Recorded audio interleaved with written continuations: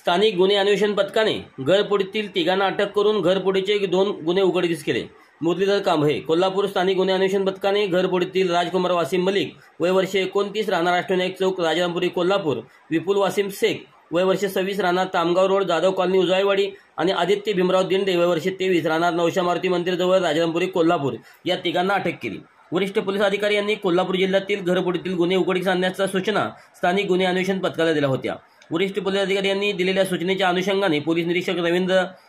कळमकर यांनी तपास पथके तयार करून घरफोडीचे गुन्हे उघडकीस आणण्याच्या अनुषंगाने प्रयत्न करत असतानाच या पथकातील पोलीस अंमलदार यांना माहिती मिळाली की पोलीस रेकॉर्डवरील राज मलिक याने आपल्या साथीदाराच्या मदतीने घरफोडी केली असून तो आणि त्याचे साथीदार चोरीतील दागिने विकण्यासाठी निर्माण चौक येथे येणार असल्याची माहिती मिळाली असता या परिसरातील सापळा रचून त्या तिघांना ताब्यात घेऊन त्यांच्याकडील चोरीतील 2 लाख रुपये किमतीचे सोने चांदीचे दागिने आणि रोख रक्कम, गॅस टाकी, मोबाईल आणि गुन्ह्यात वापरलेले मोपेड जप्त करण्यात आले आहे। सदर गुन्ह्याची माहिती घेतली असता आरोपींनी जुना राजवाडा पोलीस ठाण्याच्या हद्दीत घरफोडी केली असून या तिघांवर जुना राजवाडा पोलीस ठाण्यात घरफोडीचा गुन्हा दाखल असल्याचे या तिघांना पुढील तपासासाठी जुना राजवाडा पोलीस स्टेशनच्या ठाण्यात